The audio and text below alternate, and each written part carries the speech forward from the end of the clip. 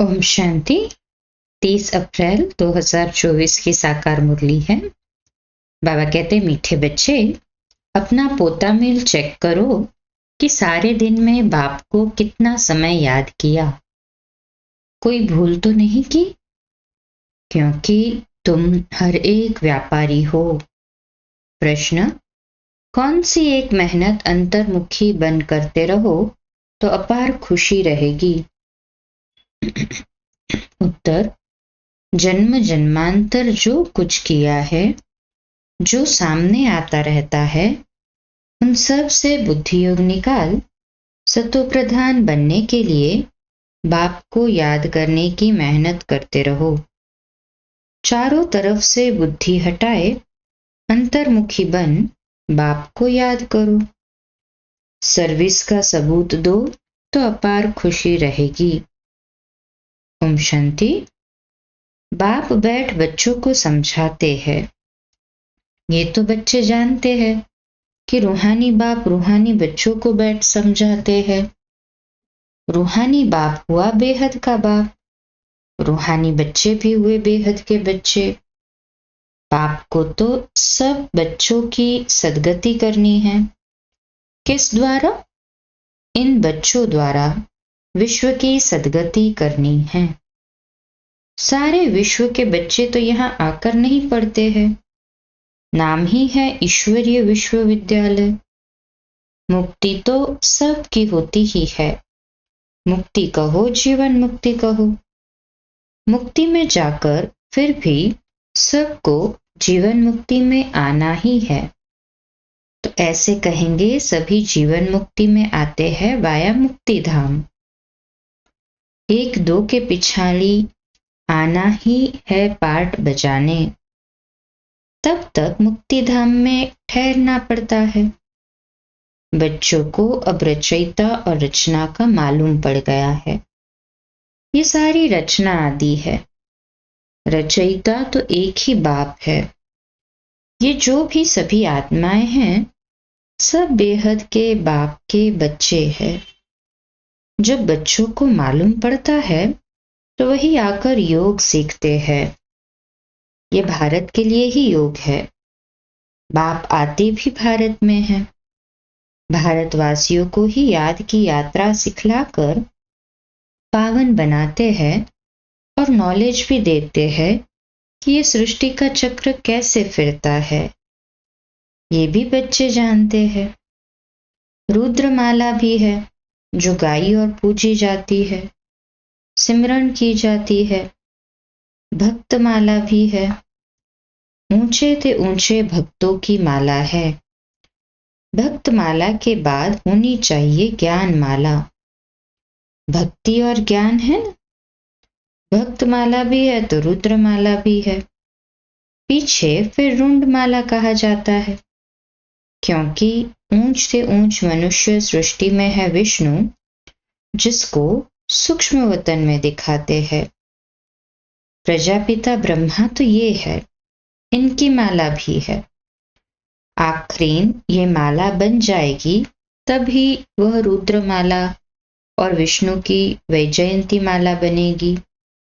ऊंचे से ऊंचा है शिव बाबा, फिर ऊंचे से ऊंच है विष्णु का राज्य। शोभा के लिए भक्ति में कितने चित्र बनाए हैं, परंतु ज्ञान कुछ भी नहीं है। तुम जो चित्र बनाते हो उनकी पहचान देनी है तो मनुष्य समझ जाए, नहीं तो शिव और शंकर को मिला देते हैं। बाबा ने समझाया है, सूक्ष्म वतन में भी सारी साक्षात्कार की बात है। हड्डी मांस वहां होता नहीं, साक्षात्कार करते हैं। संपूर्ण ब्रह्मा भी है, परंतु वह है संपूर्ण अव्यक्त। अभी व्यक्त ब्रह्मा जो है उनको अव्यक्त बनना है। व्यक्त ही अव्यक्त होता है, जिसको फरिश्ता भी कहते हैं। उनका सूक्ष्म वतन में चित्र रख दिया है। सूक्ष्म वतन में जाते हैं, कहते हैं बाबा ने शुभी रस पिलाया। अब वहां झाड़ आदि तो होता नहीं, वैकुंठ में है। लेकिन ऐसे नहीं कि वैकुंठ से ले आकर पिलाते होंगे। ये सब सूक्ष्म वतन में साक्षात्कार की बातें हैं। अब तुम बच्चे जानते हो कि वापस घर जाना है और आत्म अभिमानी बनना है। मैं आत्मा अविनाशी हूँ, ये शरीर विनाशी है। आत्मा का ज्ञान भी तुम बच्चों में है। वे तो आत्मा क्या है ये भी नहीं जानते। उन लोगों को ये भी मालूम नहीं कि कैसे उनमें 84 जन्मों का पाठ भरा हुआ है। ये नॉलेज सिर्फ बाप ही देते हैं, अपनी भी नॉलेज देते हैं। तमो प्रधान से सतो प्रधान भी बनाते हैं। बस यही पुरुषार्थ करते रहो। हम आत्मा हैं, अब परमात्मा के साथ योग लगाना है। सर्वशक्तिमान पतित पावन एक बाप को ही कहते हैं। सन्यासी कहते हैं पतित पावन आओ। कोई तो ब्रह्म को भी पतित पावन कह देते हैं। अब तुम बच्चों को भक्ति का भी ज्ञान मिलता है कि भक्ति कितना समय चलती है, ज्ञान कितना समय चलता है, कि बाप बैठ समझाते हैं। पहले कुछ नहीं जानते थे, मनुष्य होकर तुच्छ बुद्धि बन पड़े हैं। सतयुग में बिल्कुल स्वच्छ बुद्धि थे। कितने उन्होंने दैवी गुण थे। तुम बच्चों को दैवी गुण भी धारण करने हैं। कहते हैं ना, ये तो जैसे देवता है। भल साधु संत महात्मा को लोग मानते हैं, परंतु वह दैवी बुद्धि तो नहीं है, रजोगुणी बुद्धि हो जाते हैं। राजा रानी प्रजा है ना। राजधानी कब और कैसे स्थापन होती है ये दुनिया नहीं जानती। यहाँ तुम सब नई बातें सुनते हो, तो माला का भी राज समझाया है। ऊंचे ते ऊंच है बाप, उनकी माला ऊपर में है। रुद्र वह है निराकार, फिर साकार लक्ष्मी नारायण, उनकी भी माला है। ब्राह्मणों की माला अभी नहीं बनती है। अंत में तुम ब्राह्मणों की माला भी बन जाती है। इन बातों में जास्ती प्रश्न उत्तर करने की जरूरत नहीं। मूल बात है अपने को आत्मा समझ परमपिता परमात्मा को याद करो। ये निश्चय पक्का चाहिए। मूल बात है पतितों को पावन बनाना। सारी दुनिया पतित है, फिर पावन बनना है। मूल वतन में भी सभी पावन हैं, तो सुखधाम में भी सब पावन हैं। तुम पावन बनकर पावन दुनिया में जाते हो। गोया अब पावन दुनिया स्थापन हो रही है। ये सब ड्रामा में नोंद है। बाप कहते हैं सारे दिन का पोता मेल देखो, कोई भूल तो नहीं हुई। व्यापारी लोग मुरादी संभालते हैं, ये भी कमाई है। तुम हर एक व्यापारी हो, बाबा से व्यापार करते हो। अपनी जांच करनी है, हमारे में कितने दैवी गुण हैं, कितना बाप को याद करते हैं, कितना हम अशरीरी बनते जाते हैं।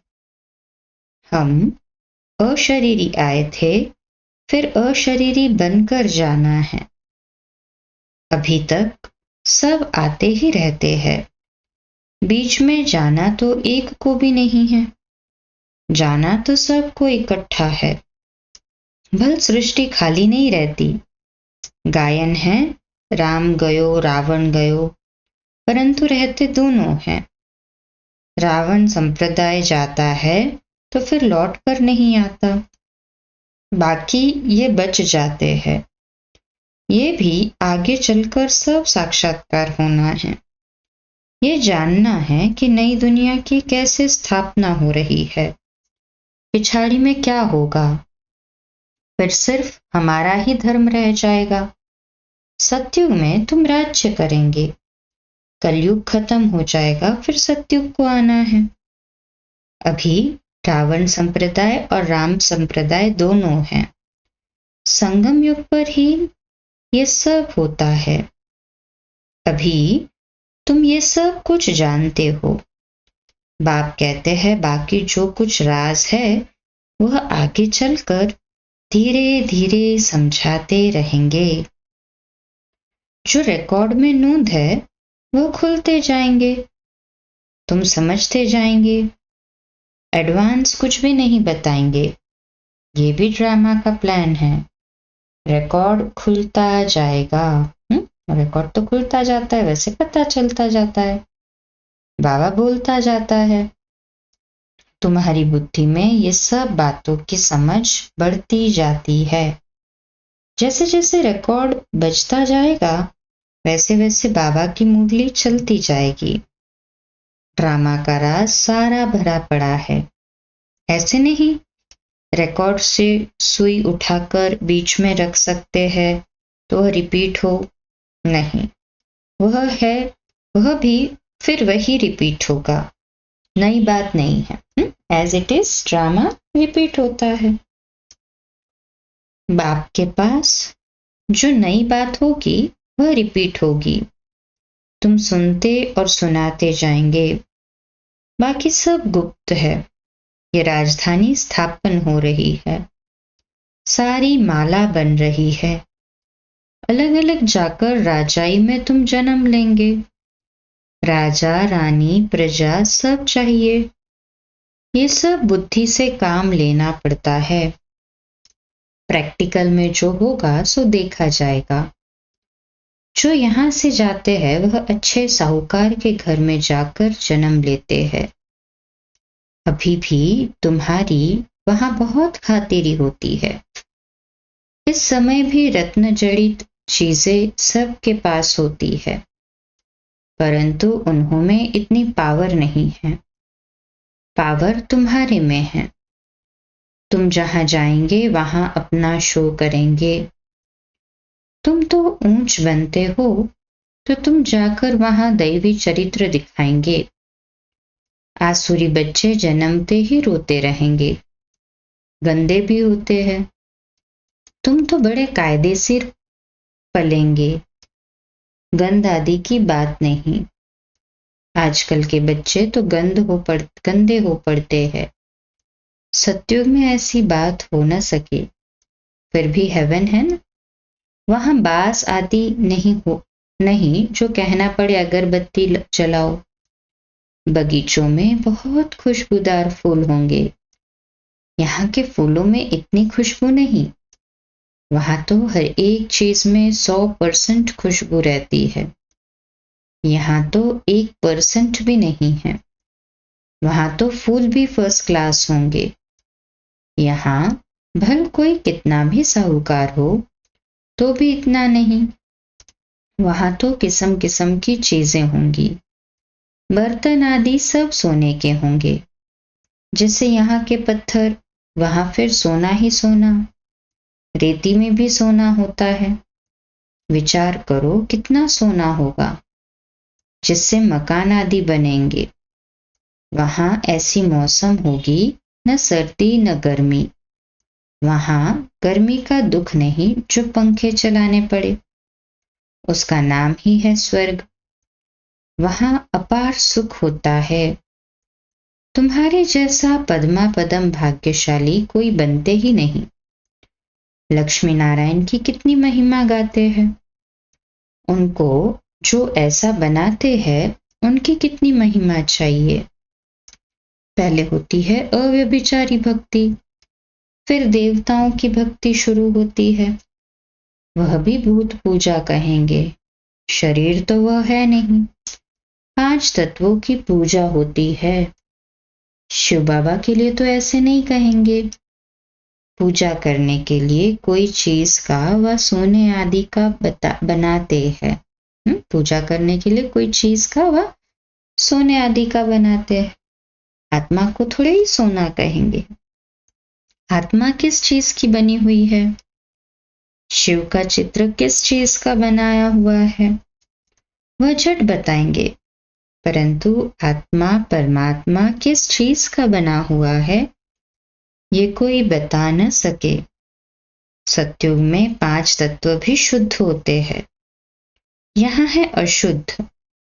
तो पुरुषार्थी बच्चे ऐसे ऐसे ख्यालात करते रहेंगे। बाप कहते हैं इन सब बातों को भी छोड़ो, जो होना है वह होगा। पहले बाप को याद करो। चारों तरफ से बुद्धि हटाकर माम एकम याद करो तो विकर्म विनाश होंगे। जो कुछ सुनते हो उन सब को छोड़ एक बात पक्की करो कि हमको सतो प्रधान बनना है। फिर सतयुग में जो कल्प कल्प हुआ होगा वही होगा, उसमें फर्क नहीं पड़ सकता। मूल बात है बाप को याद करो। ये है मेहनत, वह पूरी करो। तूफान तो बहुत आते हैं, जन्म जन्मांतर जो कुछ किया है वह सब सामने आता है। तो सब तरफ से बुद्धि को हटाकर मेरे को याद करने का पुरुषार्थ करो, अंतर्मुखी होकर। तुम बच्चों को स्मृति तो आई, सो भी नंबरवार पुरुषार्थ अनुसार सर्विस से भी मालूम पड़ जाता है। सर्विस करने वालों को सर्विस की खुशी रहती है। जो अच्छी सर्विस करते हैं उनकी सर्विस का सबूत भी मिलता है। पंडे बनकर आते हैं, कौन महारथी, घोड़े सवार, प्यादे है, वह झट पता पड़ जाता है। अच्छा, मीठे मीठे सिकिलदे बच्चों प्रति माता पिता बाप दादा का याद प्यार और गुड मॉर्निंग। रूहानी बाप की रूहानी बच्चों को नमस्ते। हम रूहानी बच्चों की रूहानी माता पिता बाप दादा को याद प्यार, गुड मॉर्निंग और नमस्ते। वाह बाबा वाह, शुक्रिया बाबा, शुक्रिया। धारणा के लिए मुख्य सार है, पहली पॉइंट, दूसरी सब बातों को छोड़ बुद्धि को चारों तरफ से हटाकर सतो प्रधान बनने के लिए अशरीरी बनने का अभ्यास करना है। दैवी गुण धारण करने हैं। बुद्धि में अच्छे अच्छे ख्यालात लाने हैं। हमारे राज्य स्वर्ग में क्या क्या होगा उस पर विचार कर अपने को उस जैसे लायक चरित्रवान बनाना है। यहां से बुद्धि निकाल देनी है। आज का मीठा वरदान, सेवा द्वारा मेवा प्राप्त करने वाले सर्व हद की चाहना से परे सदा संपन्न और समान भव। विश्लेषण है, सेवा का अर्थ है मेवा देने वाली। अगर कोई सेवा असंतुष्ट बनाए तो वो सेवा सेवा नहीं है। ऐसी सेवा भल छोड़ दो लेकिन संतुष्टता नहीं छोड़ो। जैसे शरीर की तृप्ति वाले सदा संतुष्ट रहते हैं, वैसे मन की तृप्ति वाले भी संतुष्ट होंगे। संतुष्टता तृप्ति की निशानी है। तृप्त आत्मा में कोई भी हद की इच्छा, मान, शान, सल्वेशन, साधन की भूख नहीं होगी। वे हद की सर्व चाहना से परे सदा संपन्न और समान होंगे। तो आज का स्वमान, मैं सदा संपन्न और समान आत्मा हूं। मैं सदा संपन्न और समान आत्मा हूं। स्लोगन, सच्ची दिल से निस्वार्थ सेवा में आगे बढ़ना अर्थात पुण्य का खाता जमा होना। सच्चे दिल से निस्वार्थ सेवा में आगे बढ़ना अर्थात पुण्य का खाता जमा होना। तो सच्चे दिल से सेवा में आगे बढ़ते रहना है, पुण्य का खाता जमा करते रहना है।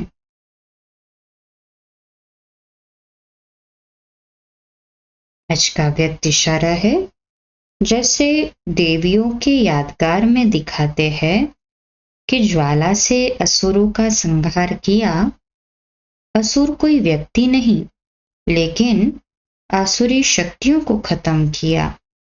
ये अभी आपकी ज्वाला स्वरूप स्थिति का यादगार है। अब ऐसी योग की ज्वाला प्रज्वलित करो जिसमें सभी आसुरी कलयुगी संस्कार जलकर भस्म हो जाए, तब संस्कार मिलन की रास होगी और नया संसार आएगा।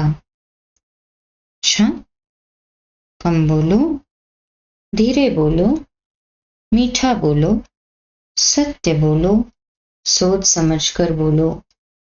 निमित्त भाव, निर्माण भाव, निर्मल वाणी। आज का नया दिन आप सभी को मुबारक हो, मुबारक हो, मुबारक हो। शुभ दिवस।